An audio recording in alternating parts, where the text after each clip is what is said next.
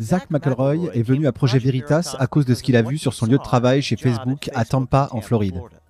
Il a vu et filmé des choses prouvant des discriminations structurelles et culturelles chez Facebook à l'encontre des républicains et des conservateurs. L'histoire de McElroy soulève de sérieux doutes quant au témoignage sous serment du PDG de Facebook, Mark Zuckerberg, devant le Congrès, où il a affirmé que Facebook n'avait aucun parti pris politique. Quel pourcentage des postes signalés dans la file d'attente dédiée au harcèlement civique, comme on dit, étaient d'orientation républicaine conservatrice? J'ai vu un contraste frappant entre les républicains et les démocrates dans cette file d'attente. J'ai vu au moins 75 à 80% de postes, de pages républicaines, de journalistes politiques et de pages qui soutenaient le président ou soutenaient les conservateurs.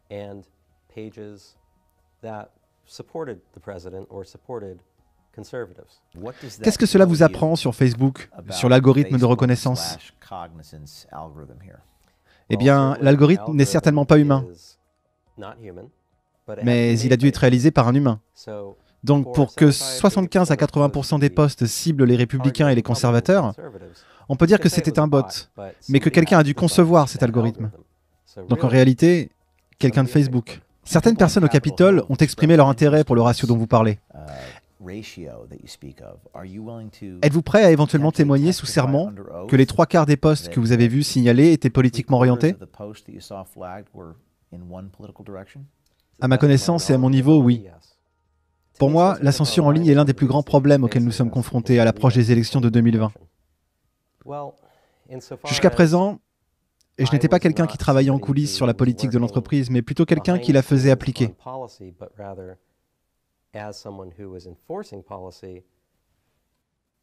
J'ai vu les gens autour de moi et je me suis vu moi-même. J'ai comparé un peu et je me suis dit, vous savez quoi? Il n'y a pas beaucoup de conservateurs ici. Et parce qu'il n'y a pas beaucoup de conservateurs, je ne pense pas vraiment qu'il y ait beaucoup de gens qui défendent les voix des conservateurs.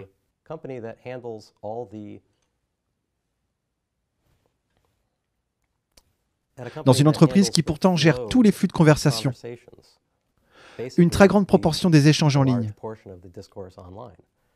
Et nous sommes essentiellement responsables de ce qui est dit et de ce qui est étouffé. Vous avez mentionné les élections et vos préoccupations concernant l'ingérence de Facebook ou son application dans les élections de 2020.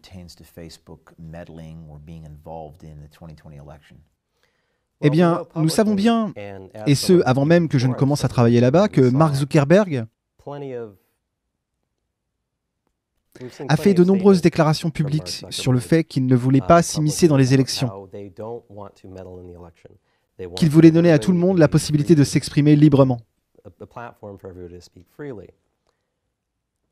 Mais nous savons qu'en privé, ces gens-là ont des opinions très différentes.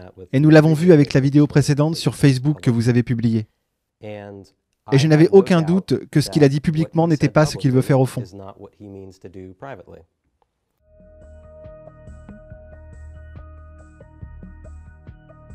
Passons à la caricature de Trump. Celle-ci est juste un dessin que vous avez vu quand vous étiez en fonction là-bas. Oui, j'ai beaucoup vu cette image. Parlez-moi-en. Je crois que ce dessin se trouve dans un musée d'art à Portland. Ils l'ont présenté comme une prise de position politique et Facebook a réagi face à cette image. Du moins en interne. Ils nous ont donné un mémo disant que cela ne constituerait pas de violation pour violence, provocation ou autre. Et on nous a dit de laisser cette image en ligne, tant que ça ne disait pas « Oh, je vais vraiment tuer Donald Trump » ou quelque chose comme ça. Vous venez de nous parler de cette image qu'ils vous ont permis de laisser en ligne. Et ils estiment que ce dessin avec Elmer Fudd est d'une grande sévérité en termes de violence et de provocation. Mais que ce n'est pas le cas pour celle-ci. Comment est-ce que vous conciliez tout ça, vous en tant que modérateur salarié chez Facebook? Eh bien franchement, je ne sais pas. Il n'y a pas de différence entre les deux images. Il n'y a aucune raison logique pour que la réaction attribuée à ces deux posts soit différente. Ça devrait être la même. Est-ce que c'est quelque chose dont vous avez pris une capture d'écran? Oui. Expliquez-moi ce que je suis en train de regarder ici avec Don Lemon. Il s'agit d'un mémo donné au modérateur en novembre 2018. Ils ont fait une exception concernant le contenu relatif à quelque chose que Don Lemon a dit sur CNN à cette époque.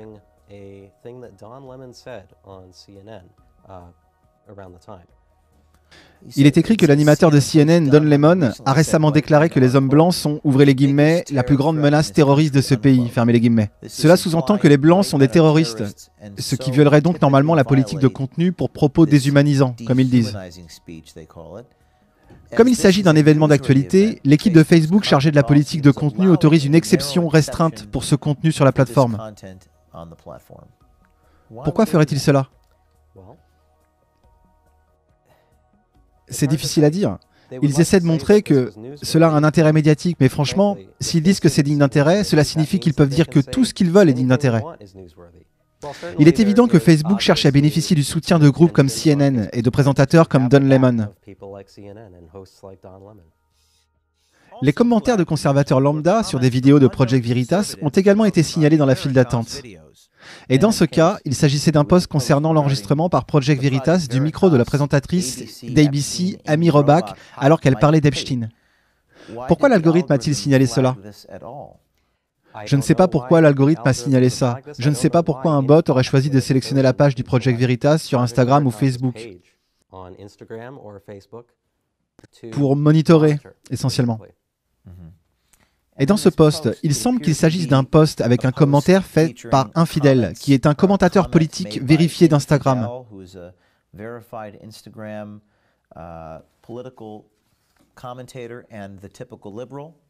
Ainsi qu'un autre commentaire de Typical Liberal, qui est un autre commentateur vérifié d'Instagram. Et dans ce post d'Infidel, on peut lire « Heureusement, il y a des journalistes respectables, comme ceux de Projet Veritas, qui sont prêts à traquer et à dire la vérité, quelle qu'elle soit. Oh, et Epstein ne s'est pas suicidé. Pourquoi cela est-il signalé ? Franchement, il n'y a aucune raison de le signaler. Est-ce que ce sont les seuls messages sur Projet Veritas que vous avez vus qui ont été signalés? Les enregistrements d'Amy Robach? J'ai vu celui-là. Je pense que j'en ai peut-être vu un autre que je crois avoir enregistré. Si je ne l'ai pas fait, alors je dois me tromper, mais oui, j'ai vu Projet Veritas dans cette file d'attente. Nous signaleront-ils davantage après la publication de cette vidéo?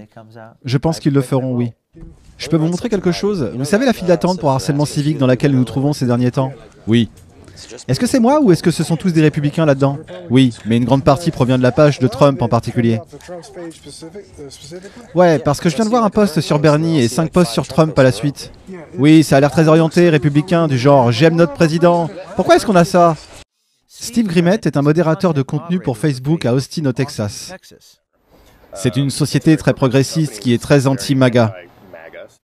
Je sais que Facebook a une règle pour Trump, où il l'autorise toujours sur la plateforme, même s'il dit des choses que quelqu'un d'autre avait dit. Et c'est l'avantage, c'est que même s'il dit quelque chose, si c'est répété, on peut au moins attraper le citoyen lambda. Mais ça revient à notre discussion de tout à l'heure. C'est difficile quand il s'agit du président, c'est son mode opératoire, c'est son rôle.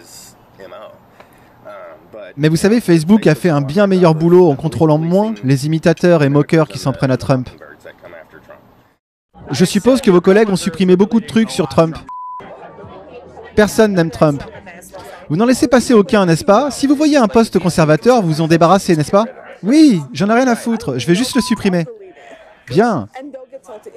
Même si c'est la politique de l'entreprise, vous l'effacez, n'est-ce pas? Ouais, je m'en fous, il reste une semaine. Qu'est-ce qu'ils vont faire? M'envoyer au bureau de la politique de contenu? J'en ai rien à foutre. Vous m'avez dit que vous aviez juste supprimé tous les postes de conservateurs. Ils ont juste disparu. Ouais. Non, mais honnêtement, à chaque fois que je supprime des gens qui postent des trucs sur Trump, je me dis « Tu devrais être surveillé, toi, mec !» Vous savez, les partisans de Trump aiment balancer sur leur syndrome du dérangement de Trump, comme si les libéraux étaient fous. Je me dis, mais en fait, c'est toi qui as ce putain de syndrome de dérangement de Trump, parce que tu perds la tête avec ton Trump 2020 MAGA.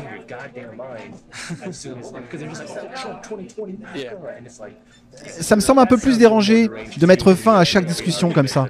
Donc même hashtag MAGA ou hashtag MAGA 2020, c'est politique, ça reste. Oui, mais pas pour toi. Non, non, non, non, putain, non. Tu le supprimes? Ouais.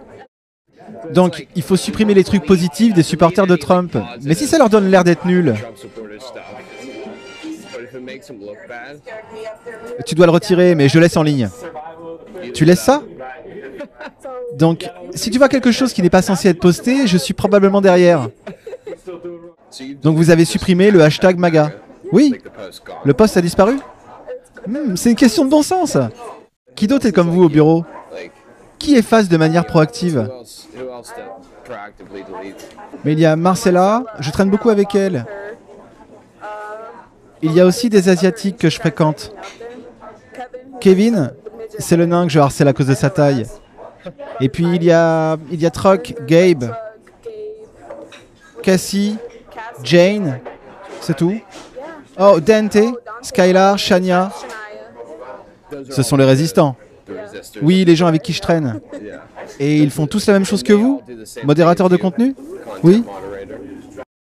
Combien d'entre vous prennent des positions et se disent « Supprimons tous les messages de Trump » Nous sommes probablement 16. Et vous effacez tout le monde? Oui, on est 16, surtout le matin. Je ne crois pas qu'il faille pousser le programme de gauche. Ouais, et c'est ce que Facebook fait. Comment? En permettant à beaucoup de choses qui sont très d'extrême gauche d'être encore sur la plateforme. Comme par exemple les trucs raciaux. Vous pourriez me traiter de raclure blanche, basée sur le fait que je sois blanc. Mais si vous dites raclure asiate, raclure black, raclure arabe, il faut supprimer les trucs comme ça. Donc ils vont autoriser certaines choses, mais pas d'autres, alors qu'on pourrait penser le contraire.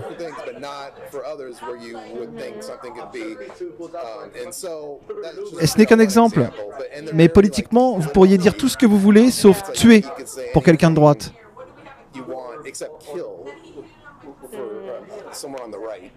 Mais si c'est quelqu'un de gauche et qu'il s'agit de sa race, au niveau gouvernemental, vous devez retirer le poste pour discours haineux. Oui, et si elle porte un chapeau MAGA ou quelque chose comme ça? Oui, je vais supprimer tous les républicains pour mon dernier jour.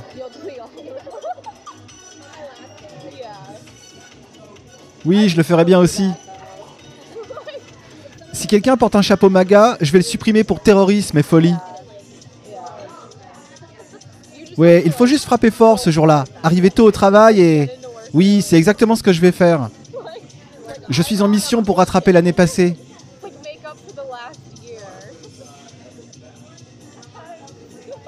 Je pense qu'on fait tous ça. Oh, vraiment? Oui. S'ils attaquent Bernie ou quelque chose comme ça, j'enlèverai le post. Ouais, je peux l'enlever. Quel genre de choses? Bernie est ceci et cela, il ne croit pas en ça. Ou il est juste comme ci ou comme ça. Je vais juste le supprimer. Imaginez l'impact que vous pourriez avoir si vous supprimiez ces types de posts. Ouais. Je veux dire, comme les posts haineux. Les posts haineux? Oui. C'est vrai. Je préfère supprimer les posts sur Trump plutôt que ceux sur Bernie parce que j'ai l'impression que les gens disent simplement « Ah, je n'aime pas Bernie » ou « Bernie est communiste ». Je ne pense pas que cela ait un impact sur quoi que ce soit, mais si un post sur Trump était publié et faisait la promotion de Trump, je pourrais le retirer. Ça aurait un impact.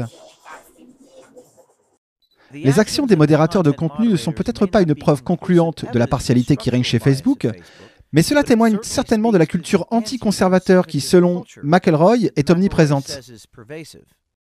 Eh bien, c'est très simple. Vous avez une formule. Vous avez un lieu de travail rempli de démocrates de gauche, essentiellement libéraux, et ils sont chargés de modérer l'ensemble des échanges publics.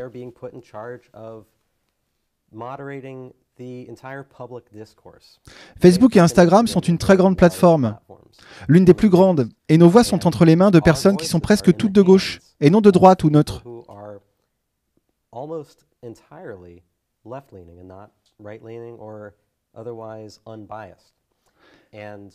Et en parlant avec beaucoup d'entre elles, j'ai découvert qu'elles n'hésitent surtout pas à manifester leurs engagements politiques en supprimant ou en laissant des contenus.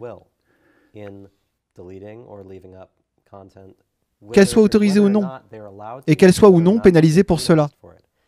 Surtout quand elles n'ont rien à perdre, c'est-à-dire qu'elles sont licenciées. Parfois je supprime des trucs que je ne suis pas censé effacer, mais peu importe. Ouais, je sais, je ferai la même chose. Je trouve parfois des excuses béton pour qu'ils laissent couler. Tout le monde s'en fout. Tout le monde s'en fout. Ils suppriment tout ce qu'ils veulent. Je connais beaucoup de gens, vous savez, qui en reviennent toujours à la politique. Mais bon, c'est le combat pour le bien. Je connais beaucoup de gens qui effaçaient des posts liés à Trump. Oh oui, je le savais aussi, mais je me disais, vous savez quoi? Je ne vais pas en tenir responsable de l'avoir supprimé. Il nous reste 30 minutes. Qu'est-ce que tu veux que je fasse? Ouais, c'est pour le mieux. Ouais, grave.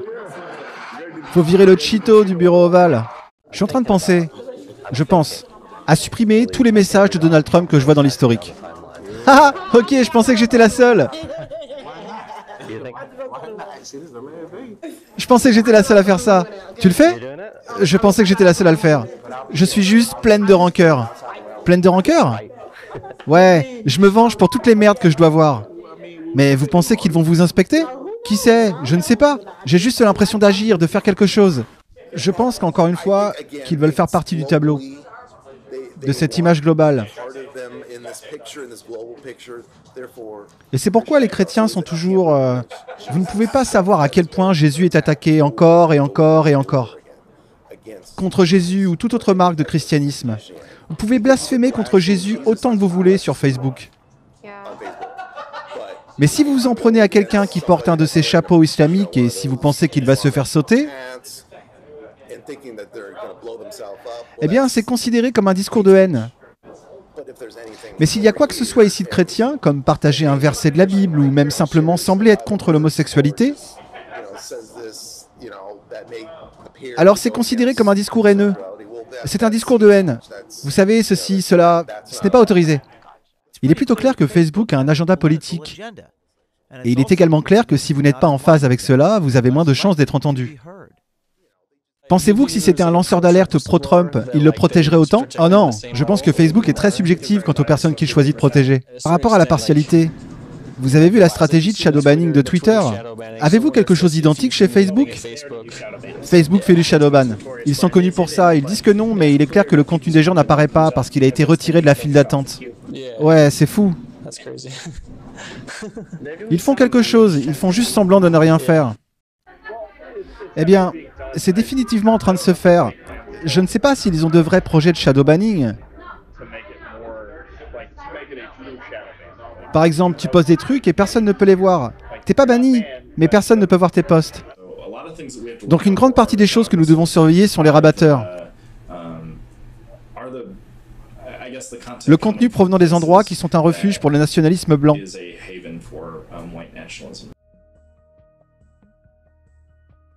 Donc, un initié regarde cette émission et regarde ce que vous avez fait.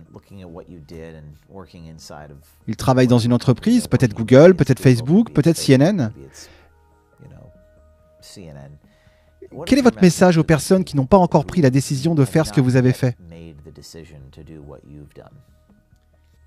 Je dirais, vous pouvez le faire aussi. Je dirais, ce n'est pas aussi impossible que vous le pensez.